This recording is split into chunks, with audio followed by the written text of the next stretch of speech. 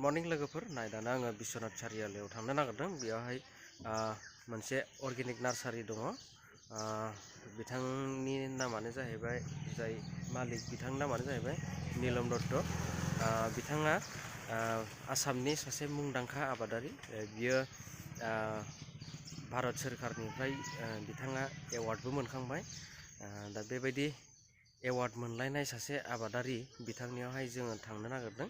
बिथांनिफ्राय जोङो किसुमान सोलोंनो थाखाय थांगोन आरो जोंखौहाय बेसिम लानानै थांनायानो जाहैबाय मोनसे अर्गानाइजेसन दङ बे अर्गानाइजेसननि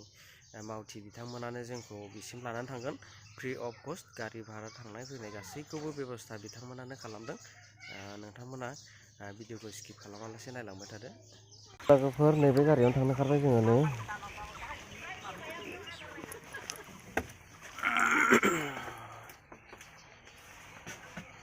अबाव थांनो ओंखारदों नोंसोरो मानो ट्रेनिं हा ट्रेनिं और मा माने नार्सारि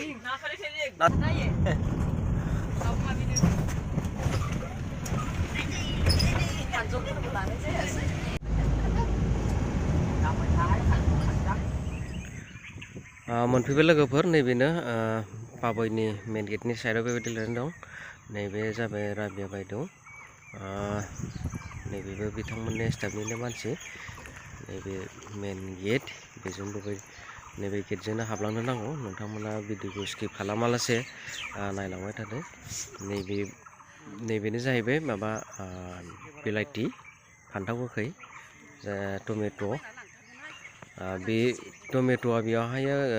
170टा भेराइटिस दङ 170टा आइटेमनि बेयावहाय नोंथांमोना बिलाथिफोरखौ नुनो मोनगोन ओमफ्राय आरो जोंखौहाय बेयावहाय फ्रि अफ कस्ट जोंखौ मोनसे अर्गानाइजेसना लानानै फैदों आं दहाय देखायदोंमोन नोंथांमोननो राबिया बायद' होननानै ओमफ्राय आरो बेजों लोगोसे सासे सार दंबावोमोन बिथांमोना अर्गानाइजेसननि मानसिफोर बिथांमोनानो जोंखौ फ्रि अफ कस्ट बे जायगायाव लानानै फैदों जों बिथांमोननि टारगेटआनो जाहैबाय उइदाउट केमिकेल जोङो गोबां खेथि मावनानै जानो नांगौ आरो गोबां रोखोम केमिकेलखौ एभयड खालामनो नांगौ बे खारनाव बिथांमोना जोंखौ बेबायदि लानानै फैबाय आरो बेजों लोगोसेनो बयनिसिमबो बे मेसेजआ मोनहैथोंसै होननानै आङो नैबे भिडिअखौ खालामनाय जाबाय नोंथांमोना स्किप खालामालासे नायलांबाय थादो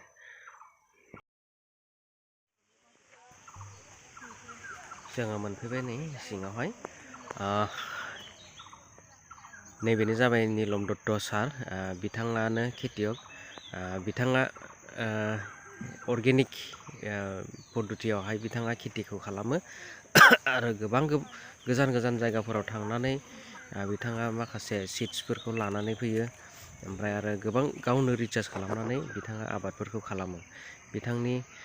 बिथांजों सोलोंनो गोनां गोबां बिसयफोर दङ खनसेयावनो सानसेयावनो सोलोंनानै फोजोबनो हाया जों जिखौ सोलोङो नोंथांमोननो देखायनो सानबाय आङो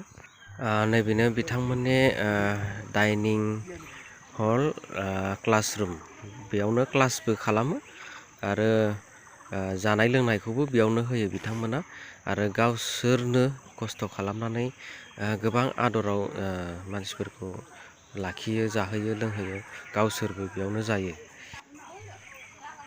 नै बिथाङा राबिया बायद' बिथांमोनाबो ओरैबायदि जोथोन लायो आरो खस्थ' खालामो साहा लोंखांनानै दायो नै बारमिकम्प सफैबाय जोङो माबायदि खालामो नायनोसै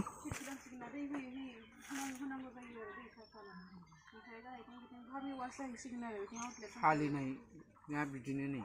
नैबे सालिनाय सालिखाबाय इखौ सालिया नै बिदि गारहरबाय थायो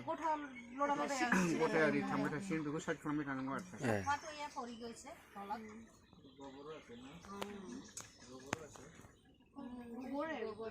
सब गोबर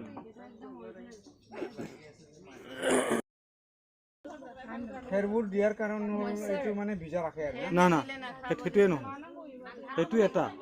2 নম্বৰটো আন্ধাৰ হ'ব লাগে আন্ধাৰ হ'লে সেইটো ওপৰখিনি খাব না আৰু ইয়াতে বেছিভাগে আপোনাৰ গোবৰে আছে বাকি আপোনাৰ হেৰি কম আছে এই শাক চব্জি জাতীয় বস্তু কম আছে নাইয়ে নেকি নাই নাই এইটো গোবৰেই গোবৰ কিন্তু গোবৰ কেৱল দেশী গাড়ী গোবৰ আমি দেশী গৰু কিবা কিবি দিলো যে মিক্স কৰিছো কিন্তু আমি গোবৰৰ হেইটো বেছি দিছিলো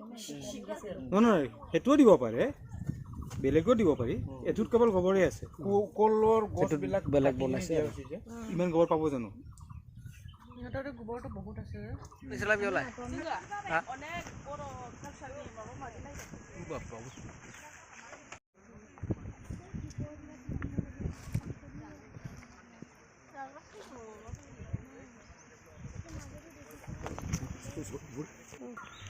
सारनिया माथोआ एसे गाज्रि जादों गारामाया थसेब जादों ओंखायनो मोजाङै खोनाया बिनि बुंनायखौ बियो माबायावहाय दुब्लिबारियावहाय माबायदि ना फिनांगौ बिनि फर्मुलाखौ फोरोंदों नायदो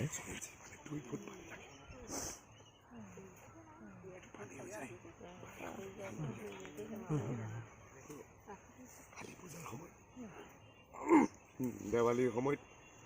মাছটো ইয়াত গুচি আহে পানীটো কমি যায়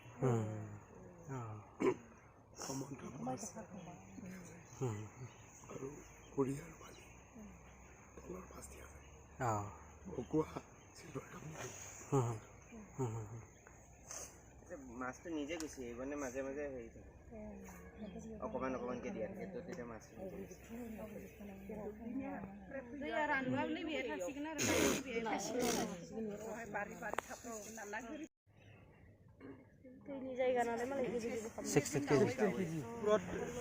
সচটো দি এইবিলাক দিছে নৰা দিছে তাৰপিছত এই খেতিটো হৈছে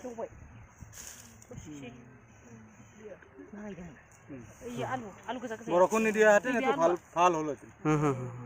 আৰু এইটো এনেকুৱা হ'ব মানে বিভিন্ন সময়ত এইটো বস্তু হ'বই পাৰে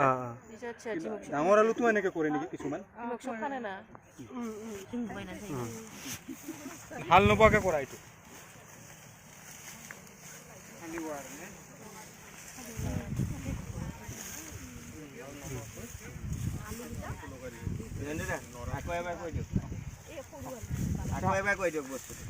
মানে ক'ত গ'ল বাইদেউসকল আমি আলু চালু কৰিলে কি কৰোঁ হাল বাওঁ নে ইয়াতে কি কৰিছে হাল বোৱা নাই বা ট্ৰেক্টৰ মাৰা নাই নামাৰাকৈ আলুৰ সচটো যেনেকৈ লাইন লাইন কৰি দিছে তাৰে ওপৰত এইটো মালচিং কৰা বুলি কয় এনেকুৱাবোৰ জাপি দিছে তাৰপিছত এইটো খেতি হৈছে এইটো সৰু আলুটোৰ বিধানটোৱে সৰু তো এইটো কৰিছে তেনেকৈ ডাঙৰ আলুও কৰে আজিকালি ডাঙৰ আলুও কৰিব পাৰি এইটো বৰষুণৰ কাৰণে অকণমান ইফাল সিফাল হৈছে কিন্তু আপোনালোকেও এইটো ক'ব পাৰে যে হাল নবালেও আপোনালোকৰ মাটিটো যিহেতু টান তাতো কিন্তু হাল নবালেও ওপৰত এনেকৈ গোবৰ চবৰ বাকী যিখিনি দিব লাগে সেইখিনি কৰি ওপৰত যদি আপোনালোকে ঢাকি দিয়ে সেইটো আলু খেতি হ'ব নাঙল চাঙল নালাগে নালাগে ডাইৰেক্ট নাঙল নালাগে লেয়াৰটো কিমান থাকিব লাগে